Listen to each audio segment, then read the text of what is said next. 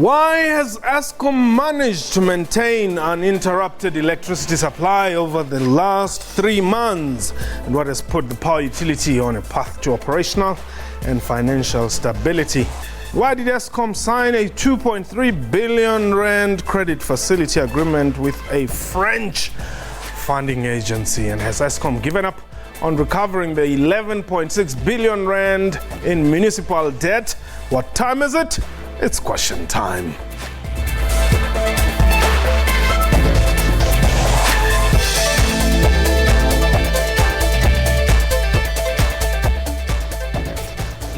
Welcome to Question Time. My name is Mpho Tsedu.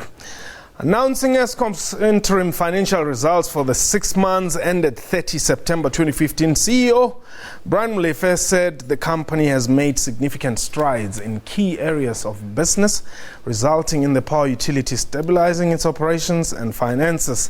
The power utility has imposed load shedding only once in the past 3 months, it is said.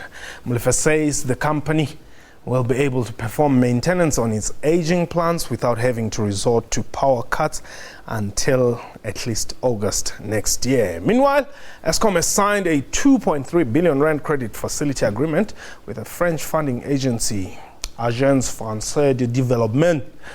There's a reminder, therefore, that you can call us because we're live. If you want to ask a question or a comment, the number to dial is 089-110-4210. 089-110-4210. Our Twitter handle remains at QuestionTime24. My guest, Brian Molefe, Eskom CEO. Dada Molefe, welcome to Question Time. Thank you very much. You must tell us the formula here. There's been load shedding all along. You arrive, it stops. What's the secret? I don't know. I think we are much more disciplined in doing maintenance, much more disciplined in the way that we operate the fleet, and we try to streamline our activities much better. And so that has led to 3 months of no load shedding. We have thought very hard about what causes load shedding, and we're trying to deal with those issues. Okay. So would you say, therefore, that the days of rolling blackouts are over? We are not out of the woods yet with respect to load shedding, so it is possible to have load shedding. We have plans to ensure that we won't have load shedding until next year, August. But things can go terribly wrong, and it is possible to have load shedding between now and August 2016. However, we think that once Unit 5 of Midwood B is delivered, Unit 5 of Midwood B is delivered, then we will be out of the woods, and then definitely we will have avoided load shedding. Now, are you on track to ensuring that that unit is complete? We are indeed on track, and in fact we are trying to accelerate the delivery of the unit. It is not just Unit 5, it is also work that is taking place at Kusile as well as Ingula power stations. And well, you then announced that you're on the path to operational and financial stability. Is it true? Yes, I think that we've made some successes we've had some successes in the last 6 months. As you saw, the results were announced. Our profits are up 22%. We have liquidity. And so we are not concerned about liquidity at the moment. I think we'll be able to go back into the international capital markets and be able to execute a fairly good transaction sometime during the course of next year.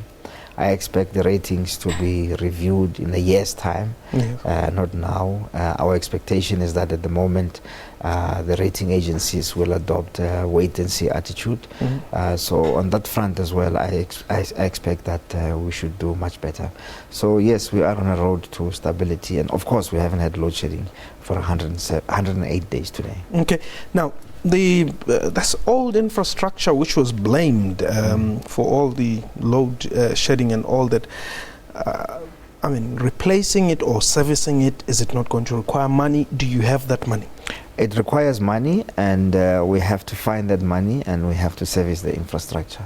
It's as easy as all that. We need to get the money. In fact, if in the results that you announced yesterday, we also said that the money that has been spent on maintenance has increased by 11% compared to last year this time. And that is because we are doing scheduled maintenance as well as trying to catch up with the backlog maintenance.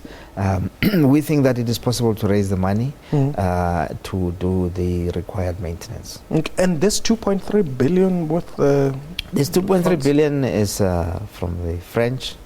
It is for rural electrification infrastructure. It is for the distribution networks in Limpopo, Eastern Cape, and KwaZulu-Natal. South Africa has a target to achieve 100% electrification by 2025. What are we standing Universal 85. We're standing at 85. It is better than quite a lot of developing countries, and we think that we can reach. And the target is 100% by when? 2025. Okay. It's called universal access. All right. So it's 100% electrification by 2025. And that is our target as a country. And we hope to get there before 2025. We're at 15%. So this loan from the French is specifically for that specific goal, for electrification, in particular in the rural areas, which is where the biggest backlog is. Yes, I wanted to ask why KZN, Limpopo? Because they are the provinces with the most rural provinces. Yes. That have the most rural areas that have not yet been electrified. Okay. That's the only reason. That is the main reason. And it's also because there are villages in those provinces that are very difficult to access, where bringing the electricity infrastructure is very expensive. You had the politics around that though, but no, they are taking it to Eastern Cape, KZN and Limpopo because those are the strongholds of the governing party. They want to go and appease the voters ahead of next year's elections. Is that what they said? Yeah. I see. Yeah. I'm not aware of that. You don't play in politics? No. Okay. We should be taking your calls if you want to talk to Mr. Molefe today. The number to dial is 089-110-4210 and our Twitter handle at QuestionTime24. What do you want to ask? And perhaps, Mr. Molefe, I know that once we start taking these calls, there's a call that is likely to come from Medupi. The workers, they always call whenever we're talking Eskom matters. Yes. They always call and say we're getting a raw deal. Yes. And that is why we have had to interrupt services from time to time. But as they have not interrupted services for quite a while now. In fact, quite a lot of the issues that, legitimate issues that have been raised by the workers have been addressed. Some of them are being addressed. And we expect to deal with matters before they reach crisis level going forward. So if there are issues that the workers are concerned about, they should let us know about it so that we can deal with them. All right.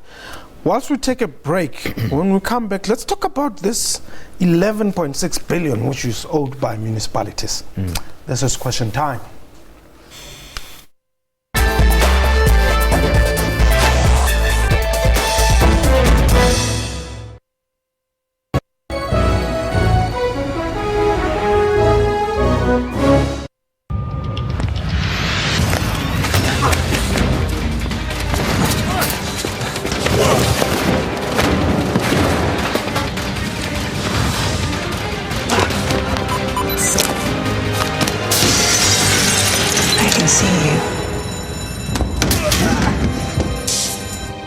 It's Moneypenny. I've got your phone. Will you do me a favor next time? Go and pick it up yourself. Hi. Just brushing up on my party. We are going to make it number 12. Official. Let me teach you a quick word. Yeah. Quite a star. A woman who has mastered the art of dancing in high heels. is up and flick. Get a bottle of Glenfiddich 12-year-old with 2 glasses for only $3.99.99 and help make party South Africa's 12th official language. Tops at Spar. Shake things up.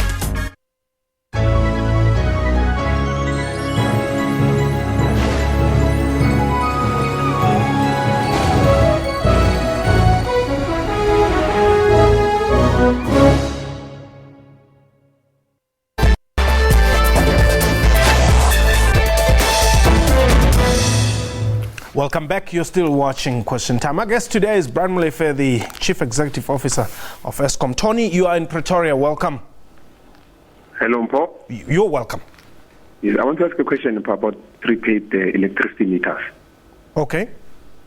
You know, when they were introduced, when you bought electricity for 500, you'll get the units for 500. But these days, you buy electricity for 500, you get units for 300 or 350. Can maybe the CEO tell us what is happening? Who's in charge of the prepaid meters? And then, because they are not reliable, sometimes you charge them, they are not working. What is happening actually with the issue of the prepaid meters, electricity meters? Thank you very much. Thanks very much, Tony. The issue is the prepaid meters sometimes are not reliable and do not work. I think that meters that are faulty or that are not working should be reported to Eskom. We're interested to find out where it is exactly where the meters are not working or are not working properly. And we should dispatch technicians to go and find out what is happening there. But the matter should be reported at the customer service center, the nearby customer services center. Okay. But if it is a very serious problem, people are welcome to even contact me so that we can investigate the matter. If I knew exactly where it was, and if it was a problem, not just an isolated problem, but a general problem, we would deal with it. Now, what are you doing about these communities that do not want to pay for electricity? We are engaging these communities. We are talking to them about taking reasonable steps to ensure that services are paid for. I think it is a principle that is not in dispute. The fact that services need to be paid for. Perhaps what we are not agreeing on is maybe the modalities, maybe the equipment, maybe some other issues that we need to deal with. Maybe perhaps social issues that need to be addressed in such communities. Archie, you are in Welcome. Matata, I mean... No, Mpo. Not the other name. I've just said so. Mpo, listen. Yes.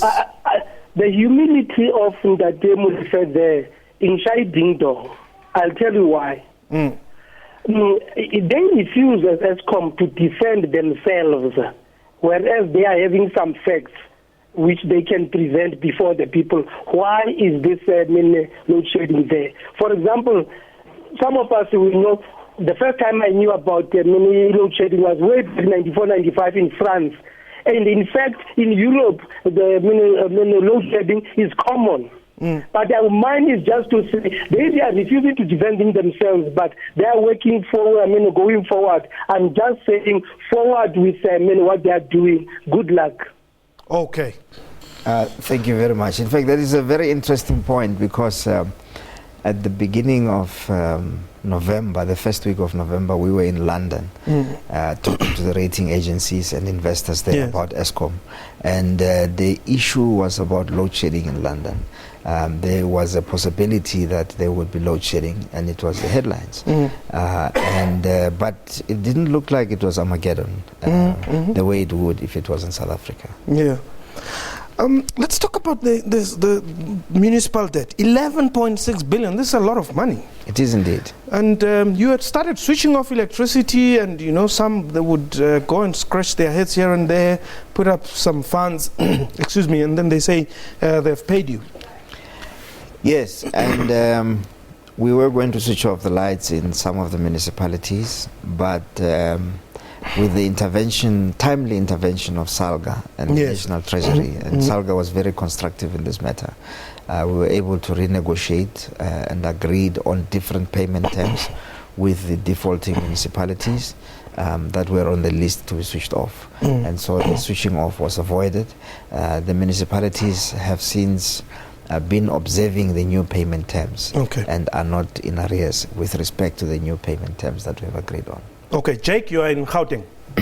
Yeah. Good afternoon, good evening.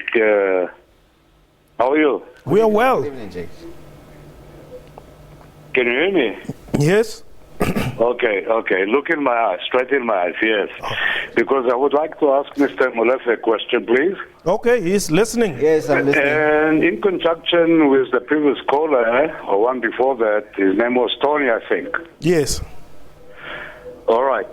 I would like to hear from Mr. Molefe if he is aware that in the marketplace in South Africa, there are ghost machines.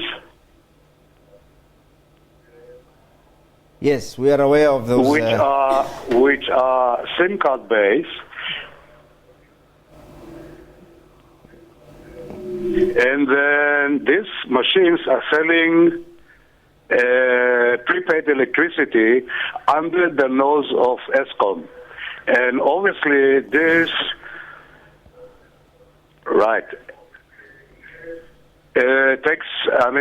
puts Eskom in millions and millions and millions and millions of rand. Jake, I think the problem is your TV set is on. Okay, all right. I'll switch it off completely now. Sorry. Okay, go ahead. You can sail now, quickly. Okay. So, only in the marketplace, there are these machines who sell fraudulently electricity to hundreds and thousands or millions of people, and Eskom doesn't know about it. Now, where are the earnings?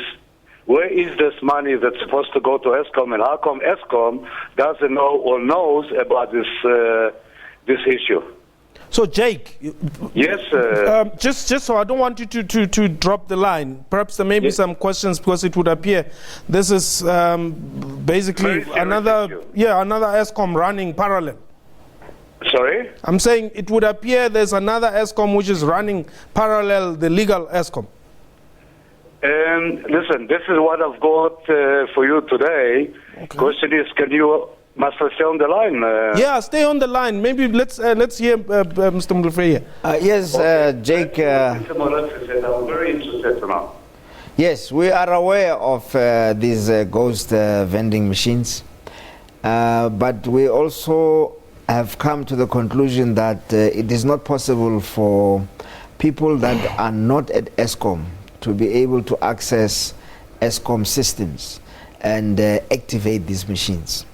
So we are aware that there is a syndicate that is operating these machines. Okay. At the moment, and this is a police operation, we are working with the police and crime intelligence, and however, our interest in the matter is not just to arrest the people at the point where the machines are being sold or where the crime is happening. We would like to understand the workings of the entire syndicate so that we can crush it once and for all. Okay. So we are not interested in arresting the small guy who is doing a small criminal activity and selling 5 vending machines. We would like to know the guy who is behind, who is actually activating these machines. In fact, some Eskom staff members were arrested about 2 months ago, and there will be further arrests going forward.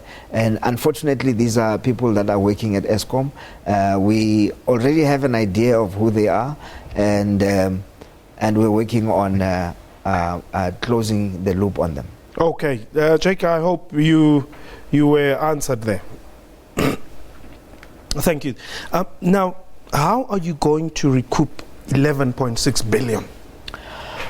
Well, 58% of the 11.6 billion is in fact due under 30 days. So that is not a problem. And the rest is over 60 days, and that is where the problem is. And in fact, of the over 60 days amount that is due, close to 90% of it is in fact from one area, which is Soweto. And there again. See, we had a problem with Kulu when he was here. I'm saying, why is Eskom handling the people from Soweto with kid gloves?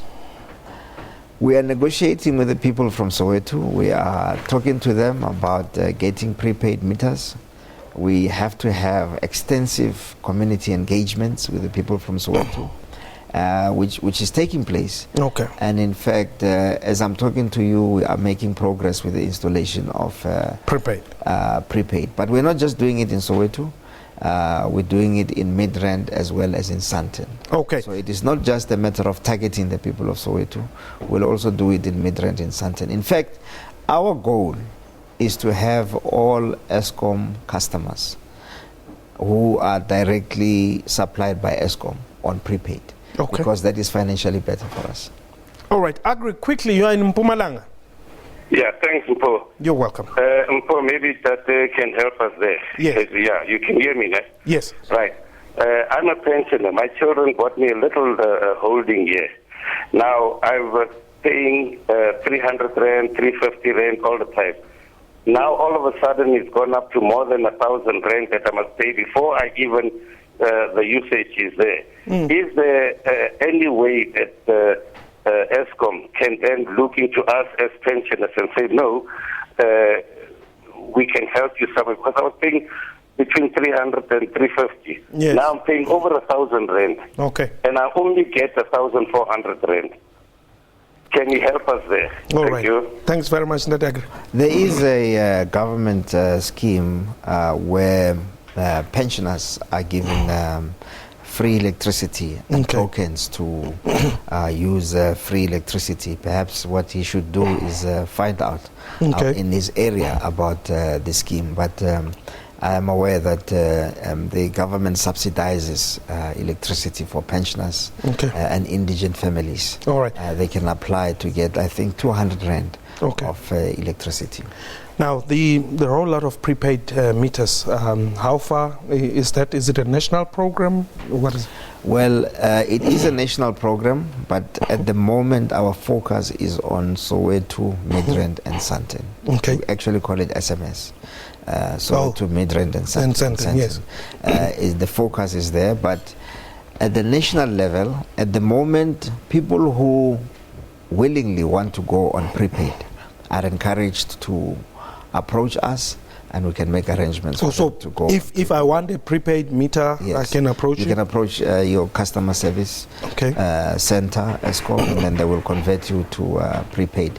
Of course, depending on availability of meters and so on, and technology in that area. But once we have finished with Soweto, Midrand and Sandton, we will move on to other centers. Okay.